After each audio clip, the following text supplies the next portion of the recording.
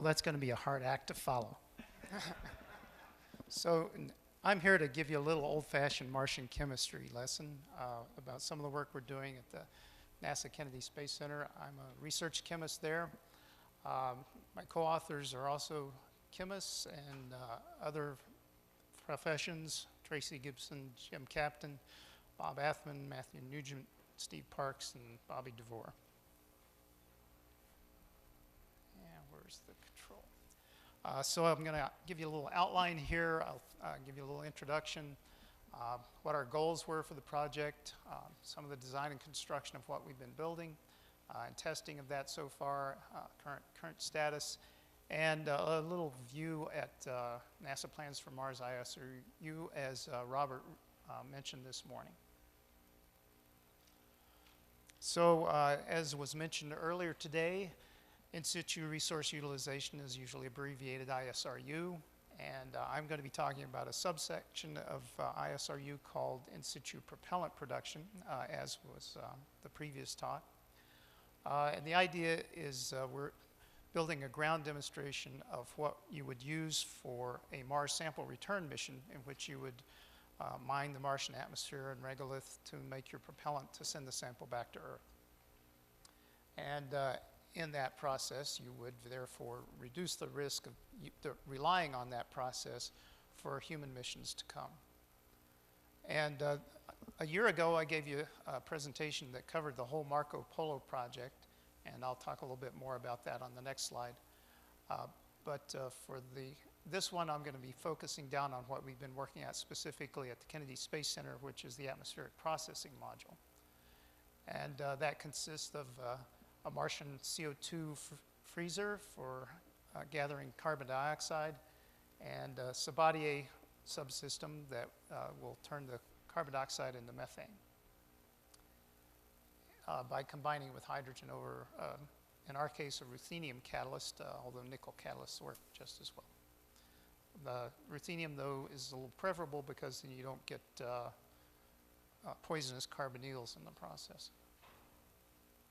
Oh, and the other modules in the Marco Polo lander would mine the regolith, extract the water from the regolith, purify the water, electrolyze it to hydrogen and oxygen, send the hydrogen to the Sabatier subsystem, and liquefy and store the methane and oxygen. And so I'll tell you what the Marco Polo acronym stands for. You know, at NASA we love acronyms, so we got to have, if you got a project, you got to have an acronym. I just no two ways around it. But in this case, it stands for the Mars Atmosphere and Regolith Collector Processor for Lander Operations. I have to read that one off because I still haven't memorized. And as I've just mentioned, it's a first-generation Mars and soil atmospheric processing system, and it's based on using direct current. The original plan was to use a 10 kilowatt fuel cell to supply the power to the system, and then have some of the hydrogen and oxygen that you generate during the daytime run a small 1 kilowatt fuel cell that would give a keep alive power to the systems while you're not generating the fuel and the oxygen.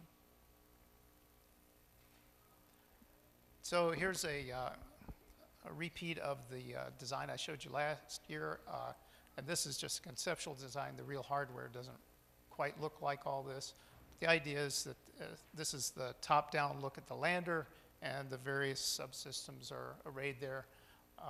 What I'm going to be focusing on is the atmospheric processing module in the upper left here. KSC has developed the CO2 freezer, and initially we've been using a Sabatier reactor from the Johnson Space Center. And then the other components are the power module, soil processing module, water cleanup module. We were talking with Ames Research Center and Honeybee about doing ground demonstration of their life detection drill that they're going to be proposing for a Mars mission. There's the 1 kilowatt fuel cell. We don't show the 10 kilowatt, that would be off to the side behind a curtain sort of thing. And then the water processing module has been built and is operated at Johnson Space Center. Works very well. It's this part that does the electrolysis, and then the module to convert the methane and oxygen into liquid form for storage. in a common bulkhead tank.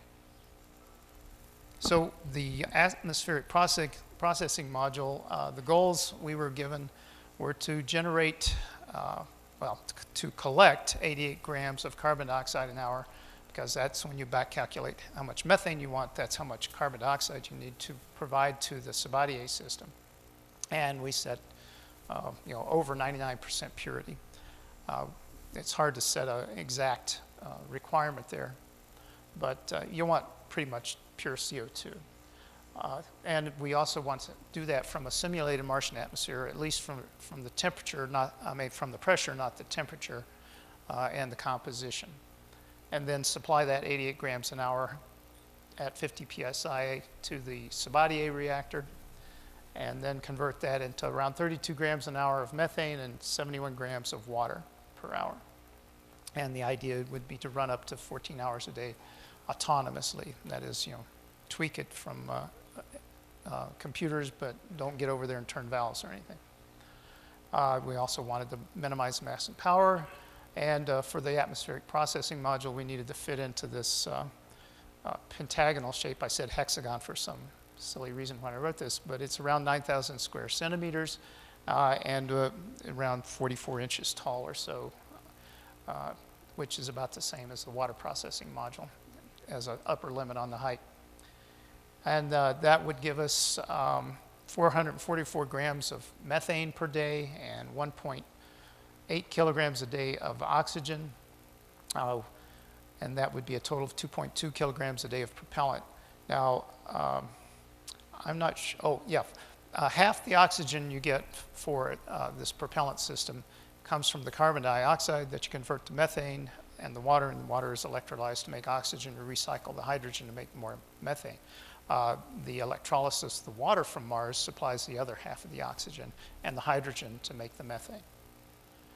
And for this is for a Mars sample return mission scale type process. I've seen larger scale versions, but is on the same order of what you'd need for a Mars sample return. Here's a Pro-E drawing that fellow at Johnson Space Center did for us. And it doesn't come out looking just like that, but at least that gives us a starting point and a design. Up here is the Sabatier reactor. Down here is originally was an electrochemical methane oxygen separator. We didn't have that at KSC, so we're going to be replacing that with a recycle pump and a membrane module. The one they tested at Johnson Space Center did not work out. At some point, we'll be adding a dryer for the methane. The vacuum pump serves two purposes. First, it generates the 10 millibar pressure that we're using to simulate Martian pressure.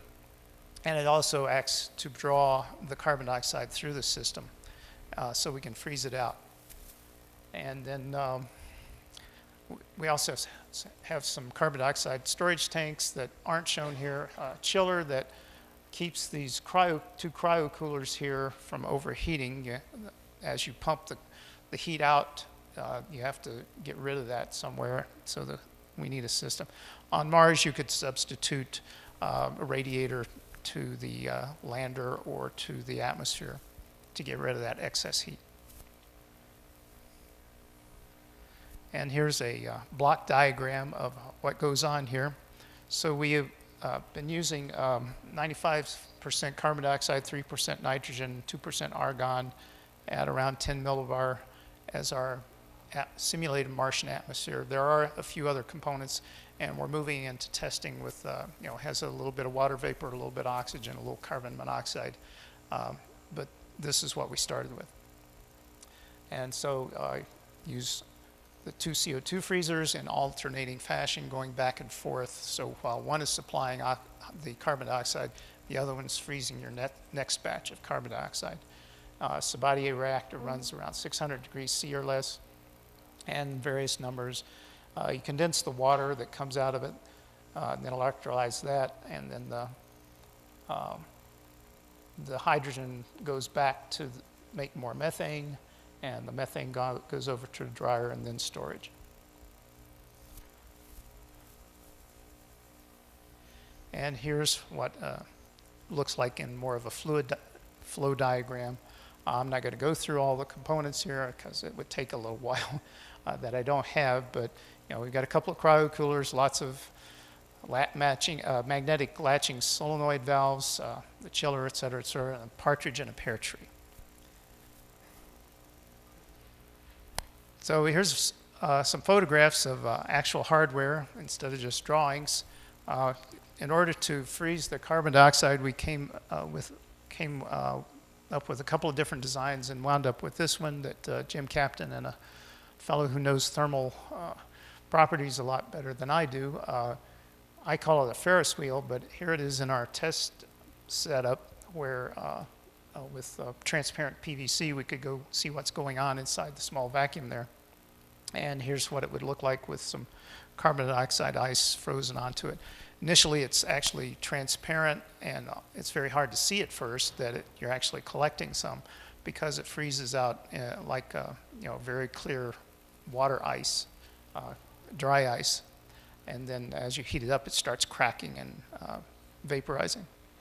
And so over here are the carbon dioxide storage tanks that we use to store our product. Here's the back end of the chiller. And here's the vacuum pump over here.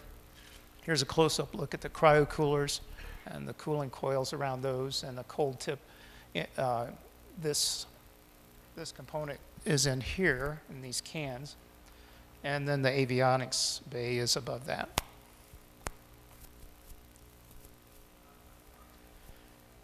And here's a simplified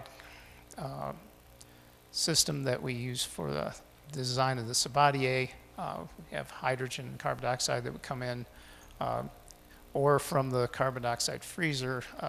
For testing, we could just use a bottle of carbon dioxide to make sure things are working.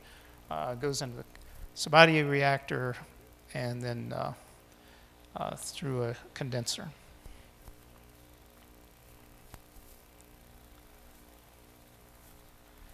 And here's a look at the as-built hardware for the Sabatier subsystem.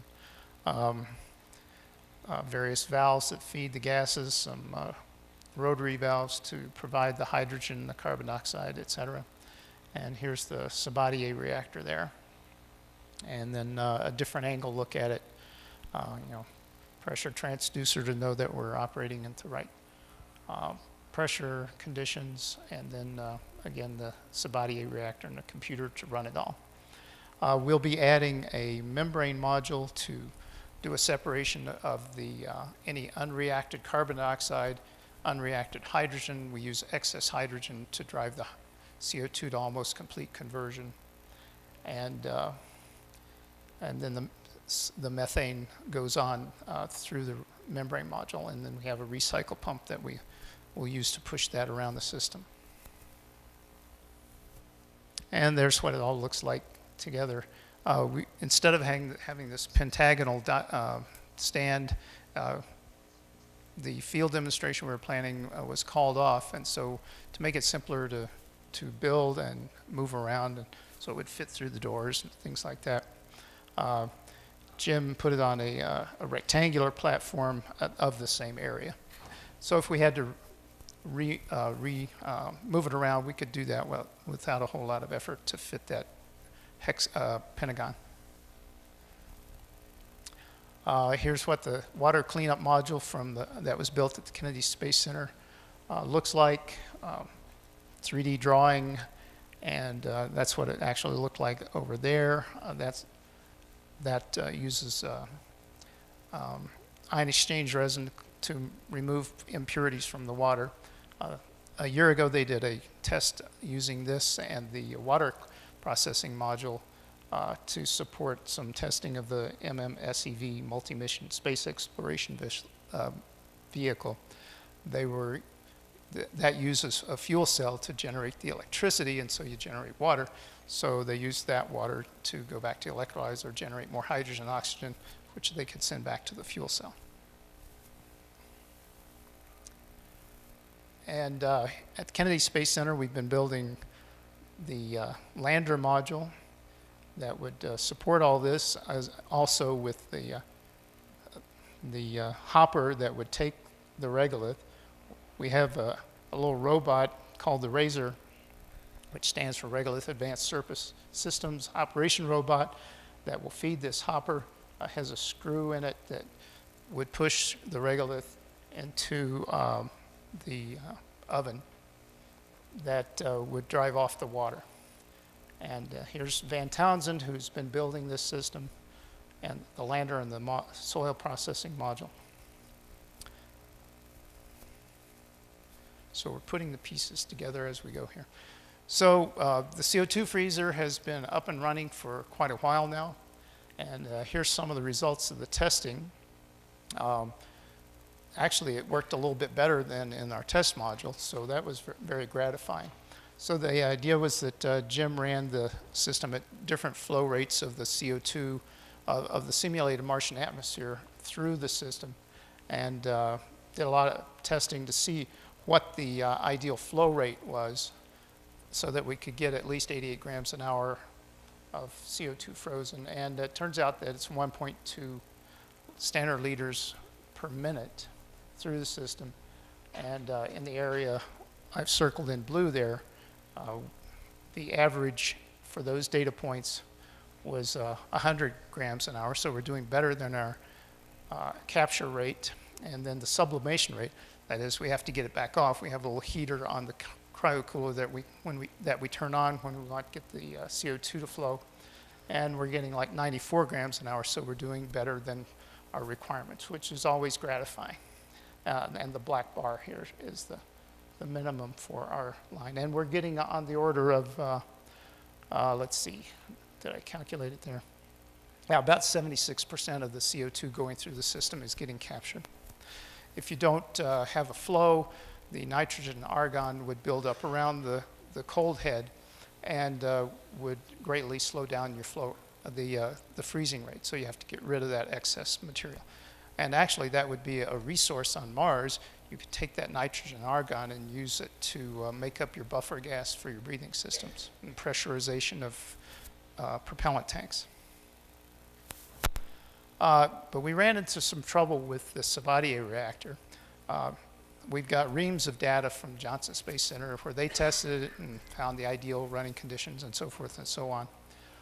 But for reasons we haven't been able to figure out, we did several tests, but usually it would tend to overheat. That as soon as we started running the carbon dioxide and hydrogen, temperature would shoot up over 600 degrees, and we had we didn't want to overheat it, so we would have an automatic shut-off, so that would stop the CO2 and shut off the reaction.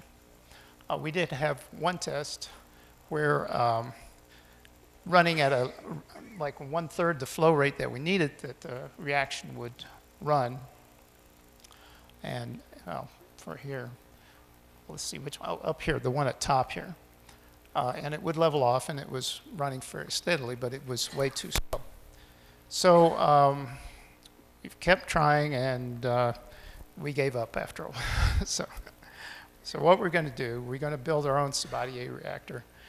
And so I'll go back and review what, as I've already showed you, we've got a fully automated system for the carbon dioxide freezer. We're getting a CO2 pump. We have to compromise for cost and mass on Earth for safety systems. So instead of having the system be self-pressurizing and inside the same vessel that you would like on Mars, we pump the CO2 into those tanks I showed you, and you need a pump to do that. But we're getting that fixed. And then we had some trouble with the chiller, but it should be okay soon. The Sabatier system, we've got the fluid system going. We're designing a new reactor based on a Pioneer Astronautics proprietary design that I can't show you because, the idea, though, is that the project they did it for was actually not a Mars ISRU project, but a waste reforming project. But the Sabatier reactor does the same thing, and it's on the same scale as what you would need for a human mission. So that means what we're going to be using is scalable up to that design. And we'll be adding the recycle pump, et cetera. And at some point, we'll plan integrated test with the lander and the other systems inside what we call Swamp Works at the Kennedy Space Center, where we've got a rapid development system going. There's a very large regolith bin being installed in the last week or so, where we can put the lander in there, mine the regolith, and run the system. We haven't set a date for that, though. And testing will support Mars ISRU design studies. And the long-term goal is to continue to refine the ISRU technologies for a potential 2018 robotic mission to Mars using a SpaceX Red Dragon capsule as part of a Ames Research Lab-led effort. Oh, and I promised you in the short time I have left a little review of what's going on Mars in Mars ISRU, as Robert mentioned this morning. The Mars 2020 Mission Science Definition Team report, which came out in early July, says the highest priority human exploration and operations mission directorate payload is the demonstration of carbon dioxide capture and dust size characterization for atmospheric ISRU. So, we've been working on that. So that was very gratifying to see. And that you would collect atmospheric carbon dioxide, analyze the dust, do the size, shape, and number of during the CO2 collection, and if possible, produce small quantities of oxygen and analyze its purity. And the reason they're saying maybe you make oxygen is that here's where this will reduce the risk for human missions, is that down here for the CO2 capture and dust, they're talking about giving us about 10 kilograms of mass to work with and 30 to 50 watts of power. So that's pretty small. And then if you add the oxygen production, we're talking about maybe 20 kilograms and 100 to 150 watts of power. And as Robert said this morning, we actually might be able to pull that off. So let's see what's next. So we were lucky to get Pat Rawlings to do us some drawings for the work we've been doing. And here's a Marco Polo lander on Mars. It's, we've got the plaque here, landed in such and such a date. And then the human mission later came along and landed nearby and started doing their thing as well. And so, whoops, we've got a Facebook page for NASA ISRU, and I'll turn it over to you all for any questions. Thank you for your attention.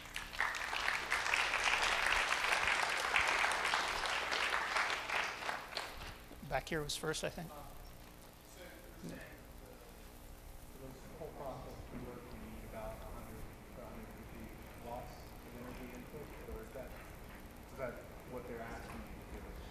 Well, we'll have to look real close to see how well we can do it under those constraints.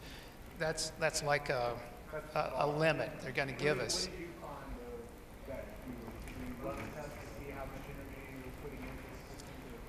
Well, we were designing to, now what we were building was a much larger scale than this little demonstration that they're talking about. So our initial, for the CO2 freezer limit was around 500 watts. And but we were pushing above that. So we need to work on reducing that power and mass. And we weren't using flight mass components anyway, so. I'm sorry? Well, that's right. There's some advantages that, we operating on Earth, we've got a lot hotter CO2 to deal with, so that takes a little more energy, et cetera. But one good thing was that by having done this project, I participated in a trade study earlier this year in the springtime that preceded the statements that you saw, and that allowed us to get some feel for how big and how much power is required to do this, and scale down and scale up, et cetera. You mentioned scalability. To produce enough methane for a human return mission and also maybe fuel for a Mars rover, you probably have to scale out by 500,000 times the demonstration project produces getting from the 10 or 100 tons of methane. What issues is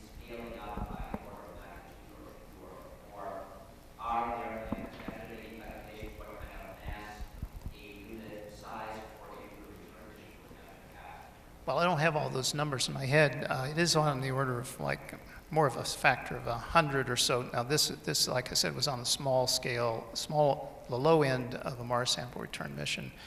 A more recent estimate, we're like running maybe half or so. So we're going to have to scale up order of 100 or more. And so the idea is then for the problem with, as I was just mentioning, the Sabatier reactor, it's an exothermic reaction. That is, so you have to get rid of excess heat. So you got to make sure you scale up in a way that you can get rid of that heat.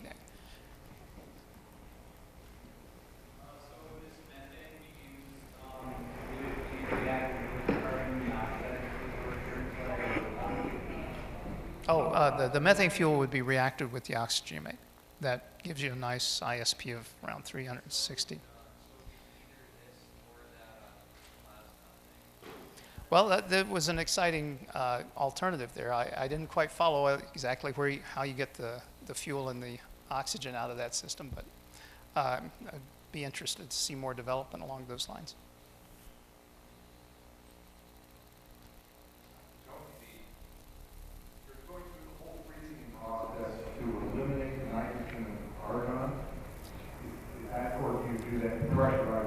Well, it does both. It does both. Is the nitrogen or argon a problem for the reaction? Well, it's not a problem for the reaction per se. It's a matter of where does it wind up downstream. Actually, at Pioneer Astronautics, before I started working at NASA, we did a project where we were doing a combined Sabatier and RWGS reaction. And after I left, Douwe Bruinsma went ahead and just pressurized the Martian atmosphere and sent it through the reactor. Now in his system, you get both carbon monoxide and methane and water and excess hydrogen. Well, the membrane sends back, the hydrogen and unreacted CO2 and the methane and the nitrogen and the argon all go with the methane. But he had, in order to separate the methane and the carbon monoxide, he had a cryodistillation process, and the nitrogen and argon came off, and that just fine. Now you'd have to liquefy the methane anyway, so potentially you could just allow those to go through the system. But it's also a trade of how much power it takes to pressurize the carbon dioxide up to the reactor temperature. Yeah, tell me, you mentioned that the lander was a critical design review and a possible mission in 2018. I was wondering if your schedule has been affected by this sequester. Well, at the moment, I haven't talked to, I need to talk to Carol Stoker while she's here about the possible 2018 mission. But the sequester has already affected NASA projects, so we'll see what happens. The idea was to aim for a discovery mission, so those may still go on, hopefully not too badly affected, but we'll have to see. All right, thank you. Okay.